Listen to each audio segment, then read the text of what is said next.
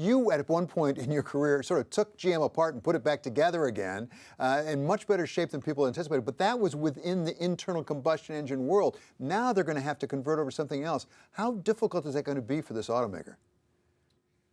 It's a huge challenge. There's no question about it. To take a company that's more than 100 years old, reposition it for a whole new technology, go up against challengers as capable and as extraordinary as Tesla, and come out the other side.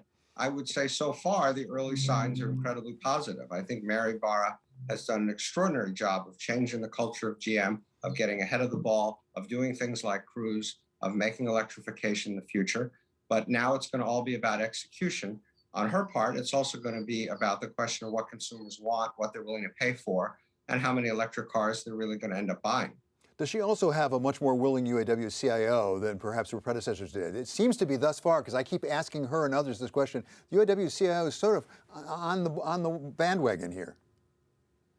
Sure, because their jobs are at stake. Now, as you know, an electric car has many fewer parts, moving parts of all kinds, than an internal combustion engine car. And so there are questions about how many jobs there'll be.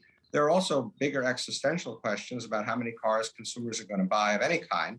As we get into more ride sharing, cars only used roughly 4% of the time. It's most families' second biggest capital asset.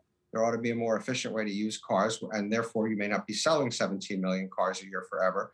But the UAW is smart to realize that it is better off getting on the program and trying to be part of the future than trying to turn the clock back to the past. And that's a lesson they've learned in a harsh way over the years by how many jobs did get lost when they were fighting change. And Steve, I think that GM is the first to tell you there is a question about how big the pie in terms of number of vehicles is going to be in this new world. And that's why Mary Barra says, don't think of us as a car company or a vehicle company. Think of us as a platform, because we're going to make a lot of money off of the software services that get attached to that vehicle and beyond that. It's sort of like what Apple's done, to say to pay attention to the services, not just buying the phone. That's a big shift. Is it possible? Possible. One of the things during the auto rescue, so we're now going back 12 years, that I found interesting was that we didn't get a lot of calls from people who wanted to buy General Motors or car factories or anything like that. We did get a bunch of calls from people who wanted to buy OnStar. And I sat there sort of scratching my head, well, why is this such a big deal? Well, now we know why it's such a big deal, that this is part of the future. And sure, they can do some of that, but I really don't. I would not stake my future or buy General Motors stock on the hope and promise that they're going to become a software company. It's a part of the puzzle, but it's not going to be all the pieces of the puzzle you need to put together to be successful. You mentioned Tesla, and of course there's some others as well, like Rivian, but Tesla's the big one that they have to try to overtake. There's also a little competitor in China. I mean, China really has been a driving force behind a lot of this electric vehicle movement. How does that affect GM or other U.S. and Western European automakers in their move forward?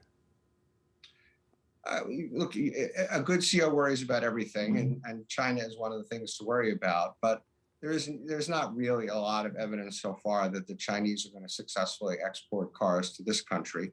Tesla, I would worry a lot more about Tesla. Tesla's got a $785 billion market cap. It's an extraordinary company, extraordinary CEO, extraordinary product. So that to me is the imminent threat, not yet the Chinese. Okay, you worked for President Obama in bailing out GM as well as Chrysler at the time. What about the role of the government? I mean, there is money, for example, put aside in the Build Back Better plan for President Biden for charging stations. Does a GM need some assistance from the government to make this work?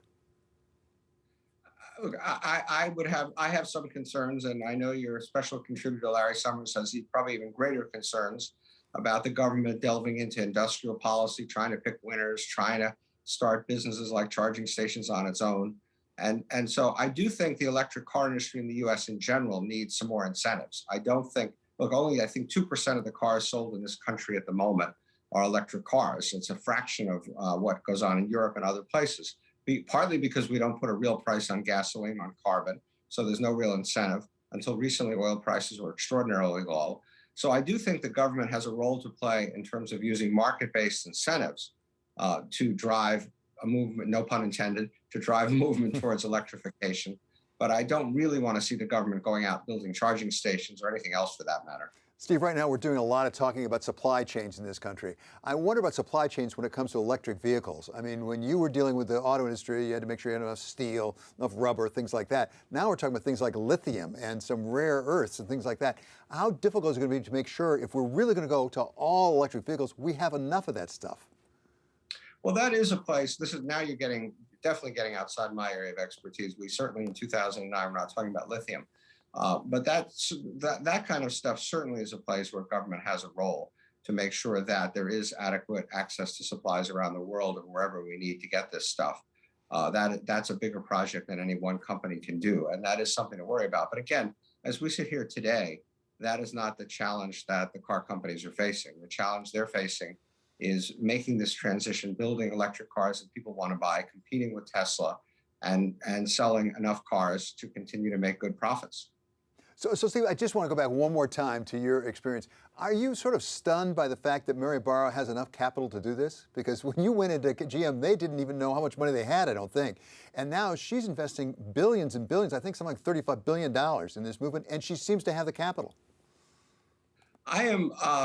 I am somewhat stunned, happily stunned, at the success General Motors has had in general, not just in assembling capital, but you know, her success as a CEO is a little bit in contradiction to history of an insider, someone who's been in a company all her life, a company that had a dysfunctional culture, taking over and doing as exceptional a job as she has done. It is a bit contrary to corporate history for a company of that size and scale to pivot as quickly as it has pivoted. And I think the reason she has access to that capital is because Wall Street has recognized the stock price. It hasn't been Tesla, but it's done quite well. And so Wall Street has recognized her success, and the stock is now more than double where it was when it went public.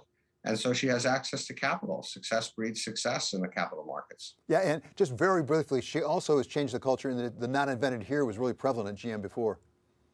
Oh, it defined the term "not invented here." I could spend a long time telling you GM stories of old GM, but nobody is happier than I am about the success of new GM.